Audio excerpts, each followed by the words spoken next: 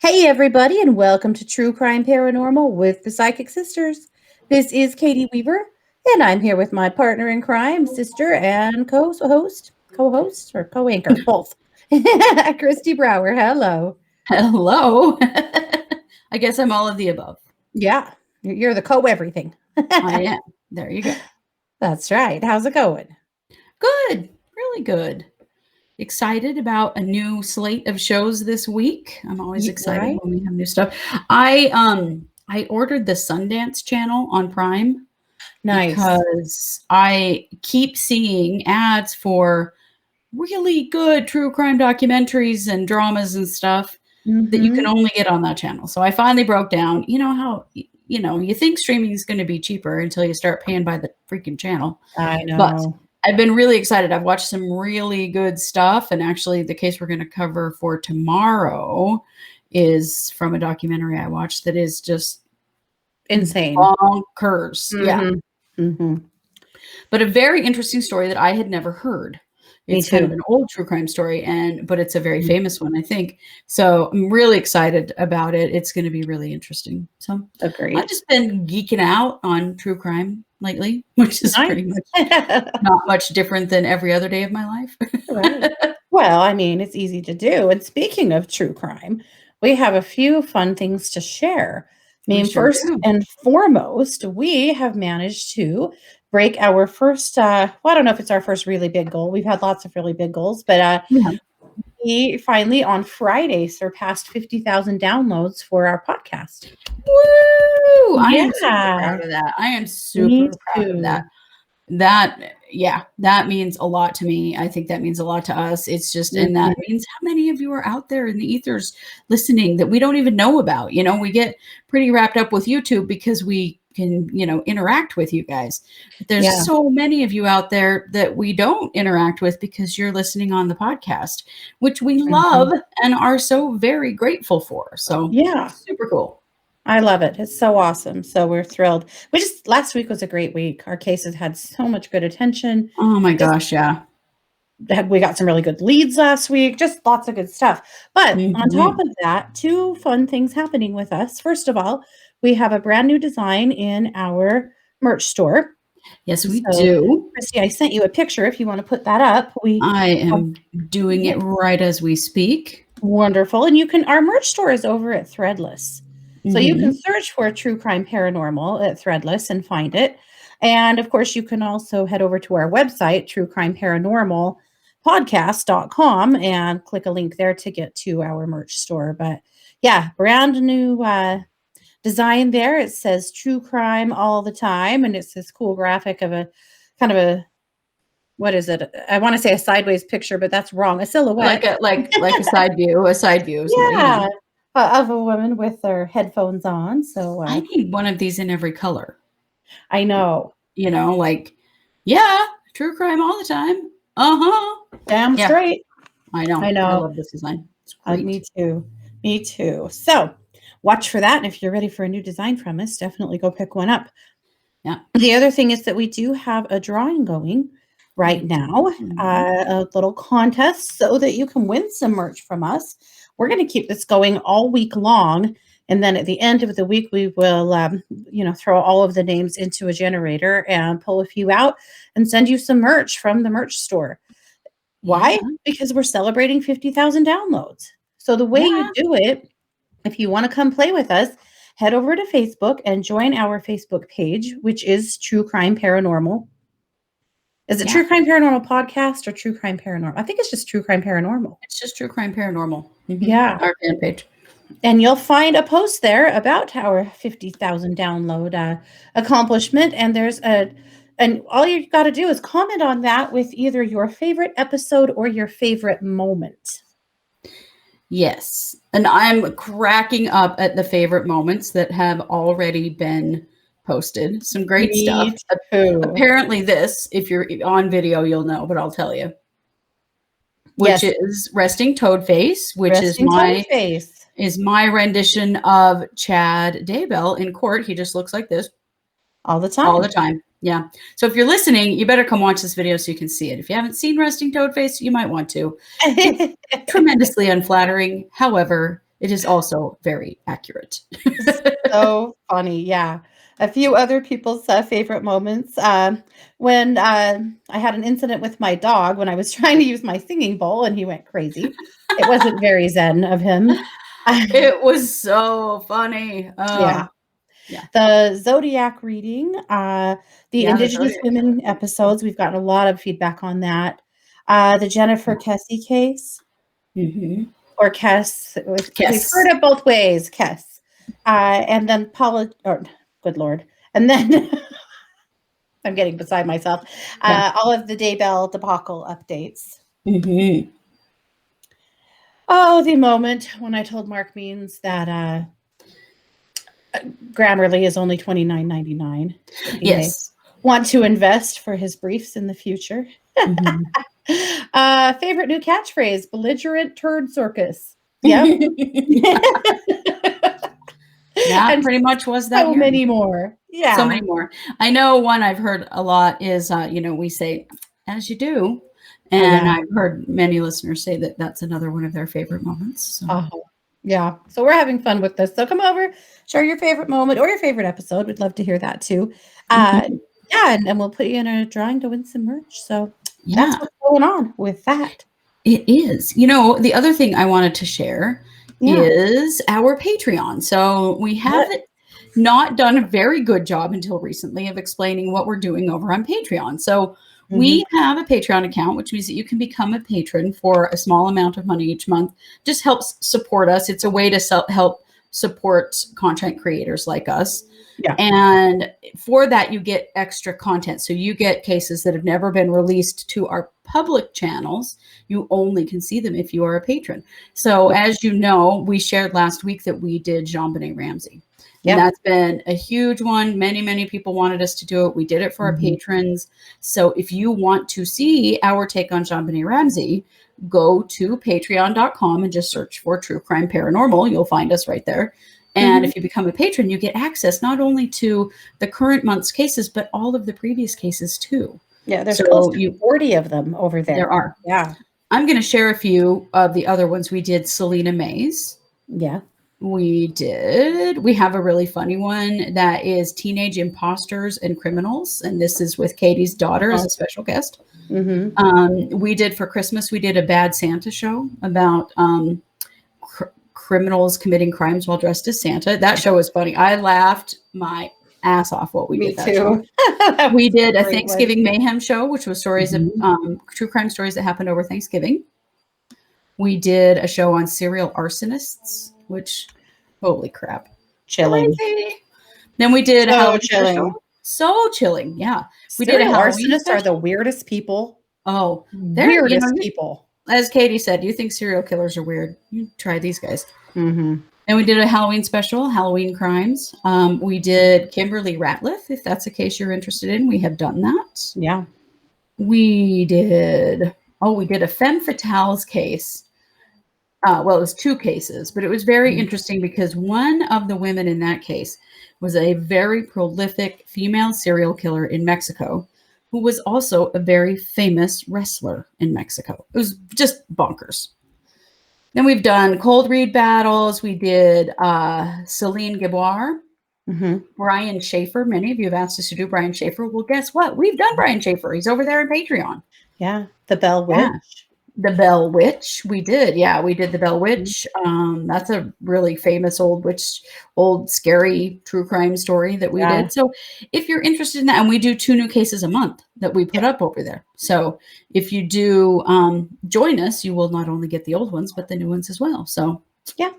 you might want to do that. I realize that we don't talk about it enough, so you don't all know I know. what's on over there. So we're going to do a better job of making sure that you know, so that Yeah. if those are cases you want to, if you want to be a part of that, you can be. Yes. Awesome. One more tiny bit of housekeeping, and then we'll get into the meat of Today's our matter case. today. Yeah. Yeah. Is that we have released our schedule for Spirit School Yes, we have. for February. So February, the dates on February 14th, Kristi will be doing a self-love meditation. Mhm. On February 23rd, I will be teaching a 3-card oracle spread. And on February 28th, Kristi will be teaching attachments in relationships. So if you are in Spirit School, watch for those. If you're not and you would like to be a part of that, just go straight to our page right on YouTube, and there's a spot right there to click to join our membership. That's all you have to do. Mhm. It's $14.99 a month, super cheap to get 3 classes from us a month, and we'd love to see you there. We would. We're really having a good time with it. We're really, I think we're enjoying, like, in Patreon, we offer extra true crime content. In the membership, we're offering extra metaphysical content because we're doing both. I'm really enjoying doing it that way. Me too. Yeah. Yeah. Some of you guys like one or the other. Some of you like it all. Yeah. And some of you hate our guts. We know. We get your comments.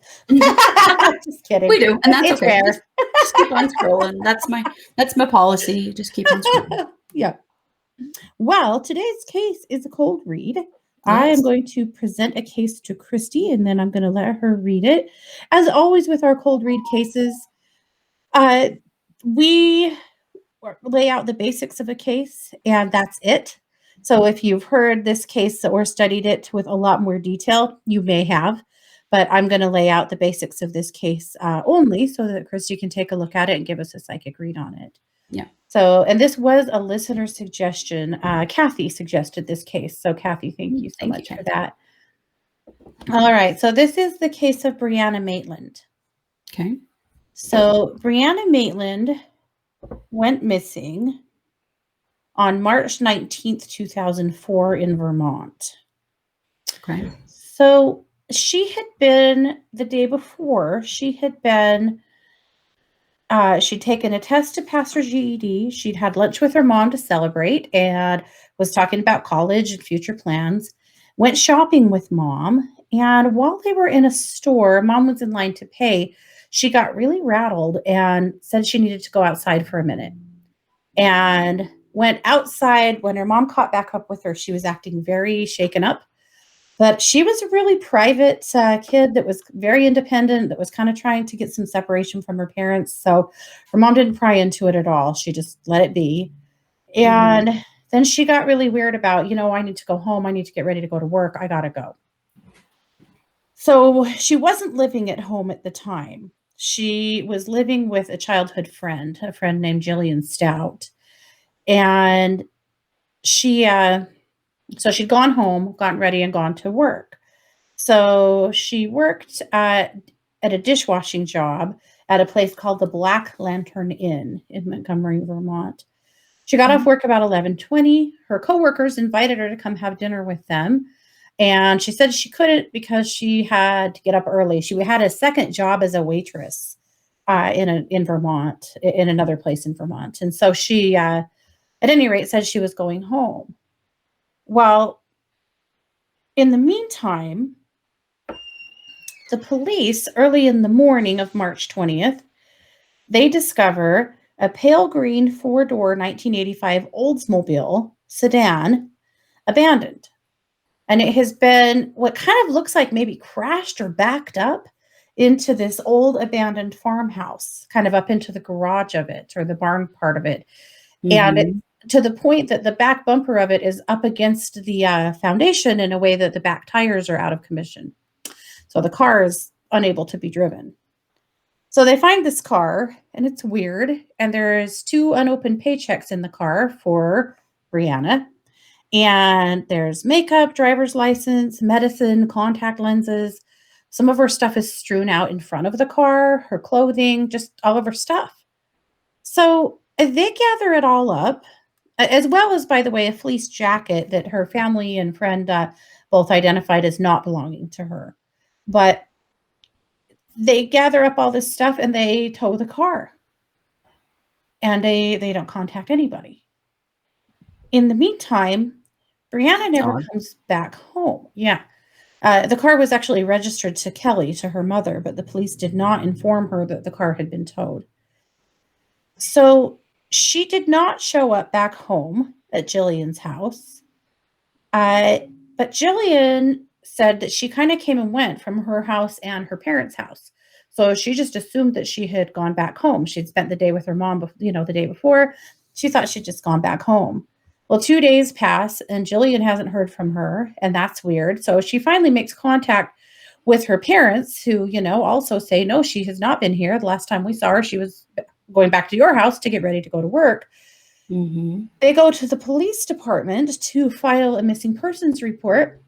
And that's when they find out that they have the car. Mm-hmm. Mm-hmm. So now Have they looked in the floor of that building? I don't Did know. they look inside the building? I don't know. I don't know. There's no account of that. Okay. There's just something weird about that building. There is something weird. Agreed. So finally, after they make the contact that Brianna's missing, and the police actually did impound her car, which to me is so freaking weird and disappointing that they didn't make contact with Kelly sooner. Right. Why would they not? Right, considering all the belongings that were left in the car, as well as just that there was a wrecked car, they just hauled it and just said nothing. I mean, they lost 2 days of looking for her because nobody did their job. I don't understand it. I don't understand it. After her disappearance was reported and publicized, then some witnesses came forward.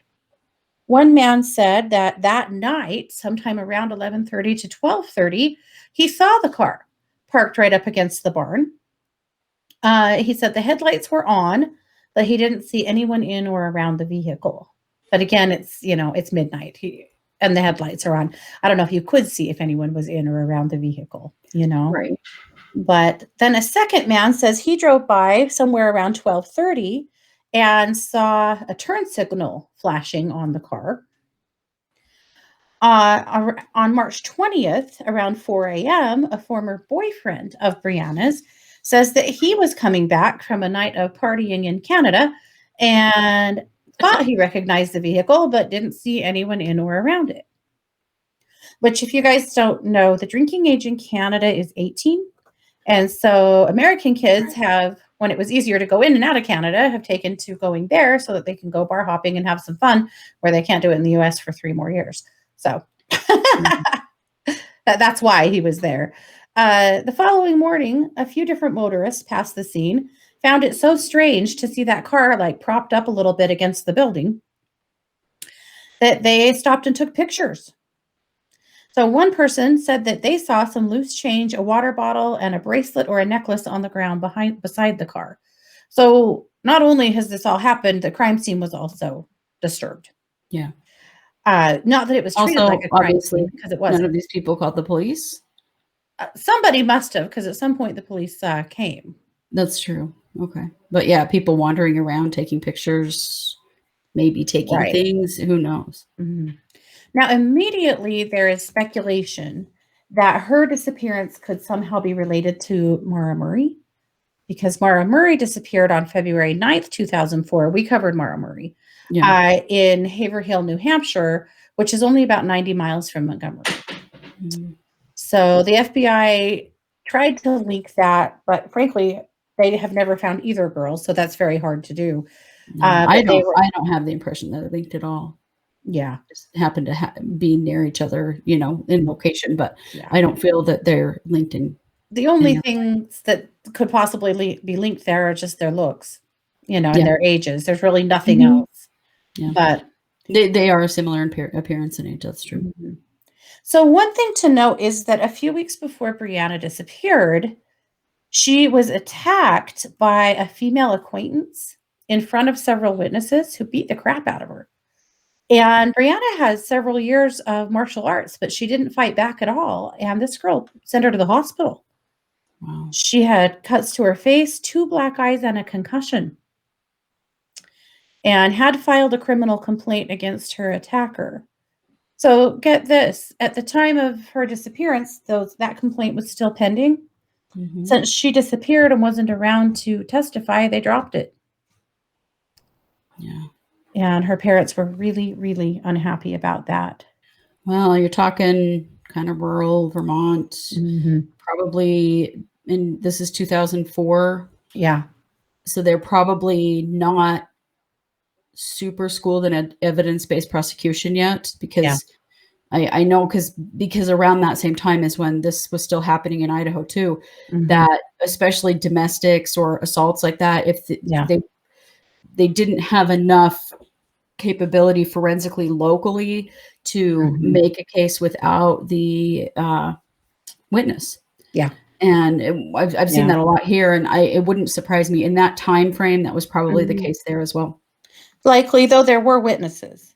So it wasn't just he said, she said. There were witnesses, but anyway, yeah. Her family was very unhappy about that happening, but yeah. So she had run away before. Was kind of a restless, unhappy. I don't know if that's fair to say. That's what the Charlie report said, but she was kind of restless, trying to start her life, wasn't quite sure what she wanted to do with herself, sort. And so the police were kind of suspicious that maybe she was a runaway, but she left all of her stuff, including her migraine medication. And she had been plagued with horrible migraines and left her migraine meds, which they thought was very strange. Besides her purse, her money, 2 unopened paychecks. So her parents really believe that she did come to harm. They don't think that she, had gone missing. The police also played around with the idea that perhaps this was drug related.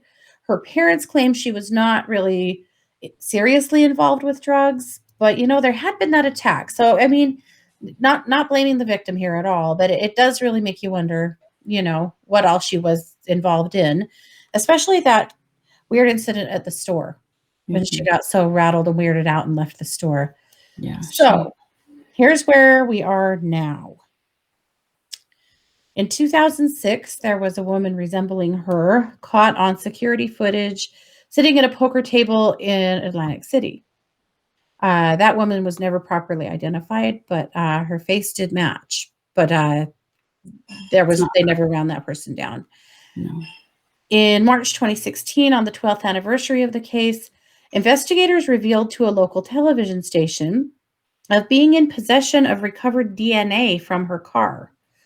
They have not released the results of the DNA test, but there's a Facebook page for her, Brianna Maitland, on Facebook, and according to them, there is still an active DNA recovery effort going. On the 29th of 2020, September 29th, 2020, they said that the Vermont State Police said that they are working. They have 2 things going. They have hired 2 cold case specialists to work on digitizing, assessing, and analyzing unresolved homicides and suspicious deaths. And they are putting focus on Brianna's case. So those 2 specialists are Brad Hansen and Heather Gibbs. Very interesting. They both have very specific, criminal law and communications type and investigative skills. It's really interesting. It's they seem like the dream team. I hope that they have some really good luck. But they are working with the VIDOC Society. It's a volunteer group of nationally recognized cold case experts. And they are also, of course, working with a group that is working on the DNA side of it. And so let's see, I have, Othram, a company called Othram Inc., the world's first private DNA laboratory built specifically to apply the power of modern parallel sequencing to forensic evidence. Wow. And so they're working on the DNA that was found, which they did find a fleece jacket that didn't belong to Brianna. And so I'm assuming that's at least part of the DNA that they're speaking of. Though maybe there's other, blood or DNA in the car. They've never said what the DNA is or where it came from. So it's possible that this will not remain a cold case if they can run the DNA down to whoever it actually belongs to. But that's really all they know. Now, what kind of a search happened for her? Did a search ever happen based on that spot where her car was found? Was there a physical search out through there? Get this, in March or July of 2016, that barn burned to the ground. That house burned to the ground. Yeah. Randomly. Yeah. There is not a lot of information on that, actually. I don't suspect that there was a large search around that area. No. So that's all we know. Hell? What the hell? Okay. Mhm. First of all, I do 100% believe that she is dead and that she was killed that night.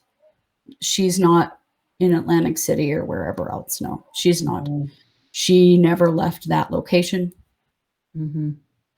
Um, I do feel in the store that I feel that she was involved with a man that was not a good guy. And I do feel it was drug related in a way, but it was also relationship related. She'd been in a relationship with a man Mhm. who was involved with selling drugs, and she had tried to get away from him. She was trying to improve her life. He was not good for her. And he was stalking her and doing things to scare her. She saw him in that store. In her mind, I feel like she felt he was following her and her mom. And that's why she got away from her mom as quickly as she could, because she was worried that her mother would be hurt, because she knew that this guy was coming after her. Mhm. I do feel that's exactly what happened. Mhm. I feel like he staged the car situation to throw off law enforcement about what had happened and what was going on, and to take attention away from him. Mhm. I don't feel that she drove her car to that location. He did. Uh-huh. I do feel she's buried, and I feel she's buried not far from that house. That she is somewhere in that general vicinity, her body is. Mhm. And he was someone that, because she was pretty private, as you said, Mhm. she would get involved in things and then realize it wasn't a good thing and then be embarrassed. And she was very independent. And so she would try to solve problems on her own. And this was one of those things. And she didn't tell anybody about this guy because he's a very bad guy. Yeah. He's locally known as a criminal. He's locally known as being involved in drugs and other like assaults, violent crime kinds of things.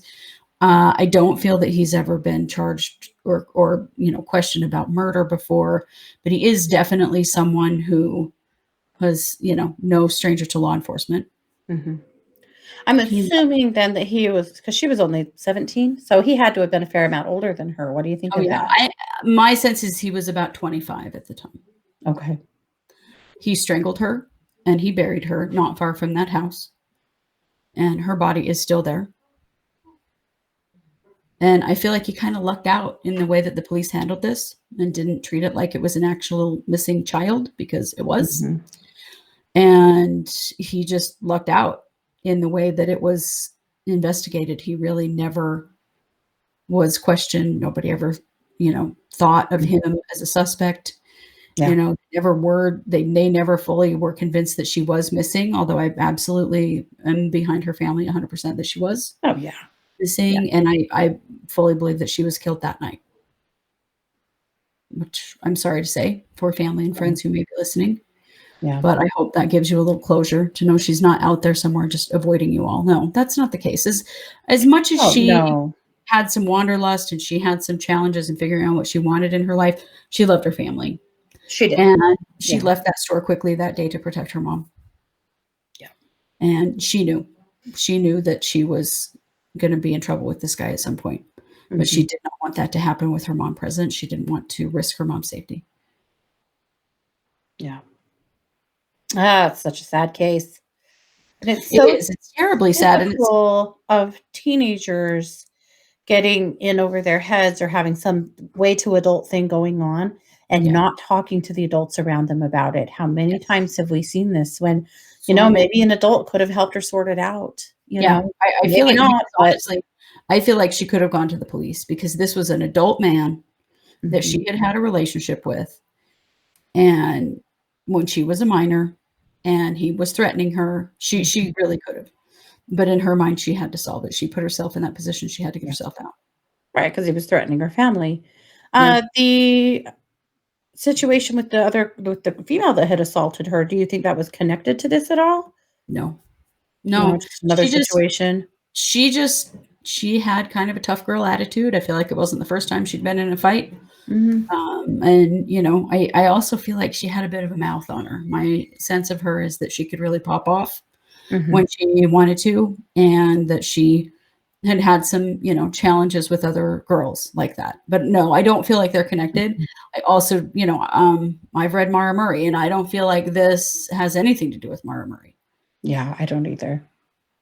This was something that was specific to her, an individual that she knew. Mm-hmm.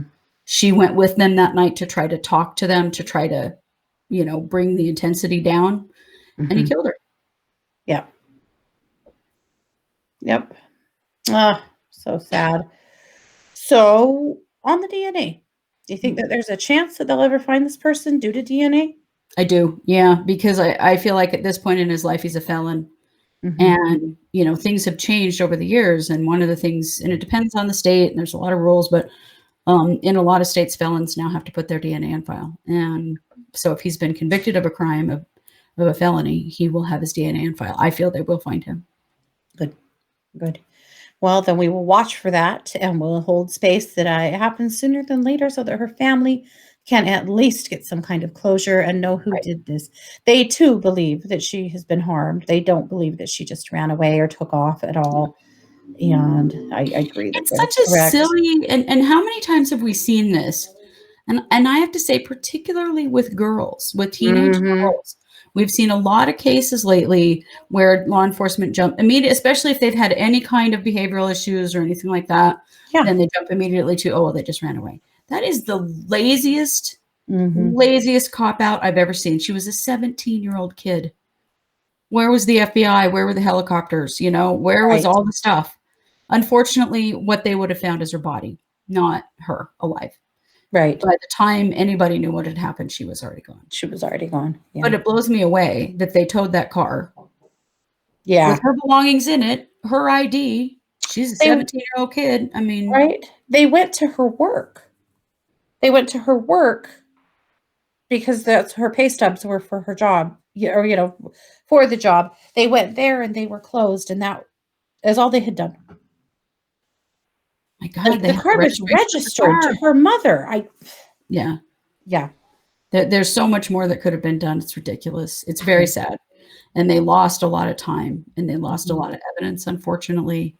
And, I do feel it is the DNA that will bring this to light. Mhm. Yep, agreed.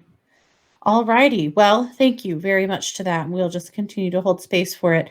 Her friends and family have her Facebook page, Brianna Maitland on Facebook, and they post a lot of useful things. They are contributors to and supporters of a GoFundMe that is for paying for private investigations for the missing. That Ooh, is worth taking a look at and contributing to. They post a lot of solved cases, and missing people and things like that. So there's a lot that they are doing to continue to further, the cause for all families that have a missing person. So go yeah, check out their Facebook page. It's definitely worth your while. And, it's definitely. if you can contribute to their GoFundMe for private investigators for missing people, that Yeah. is so needed because so often police forces just they don't have the time, the resources, the wherewithal. I think it's very cool that Vermont has now hired a couple of, special investigators who focus only on these missing cases. It Their is. governor said that any cold case is an open case in his state, Yeah. which Good. I I'm thought was glad to hear that, awesome. because so many of these cases go cold with no attention. I Mhm. mean, seriously, this was 17 years ago. Come on. No, not that old. Yeah. Yeah. All righty. Well, that's it. So, thank you so much for being here, you guys. If you like what we're doing, please like, subscribe, comment, share, and we'll be back tomorrow with a really wild joint case that we're putting together. Can't wait to Mhm. share that with you. Yeah. Wednesday, we'll have our MMIW case for the week. Wednesday night, of course, we'll be back with the Wednesday night case updates. I have a very interesting solved DNA case for you for that night. Good. We'll see if any other sorry, case updates show up in the meantime. There hasn't been a lot. Mhm. Believe it or not, nothing has surfaced this week in the Vallow case. I know. I'm Not so amazed. far, but tomorrow is Monday. You never know. Right. I'm sure Mark means his fingers are itching to file Well, in the something. masked case, there are some hearings coming up in the masked case, so That's true. keep an eye Yeah. out. So we'll definitely keep you abreast of all of that. And then, of course, Thursday night will be the psychic hour, and it will be marching orders this week since it's the Yeah. first show of the month.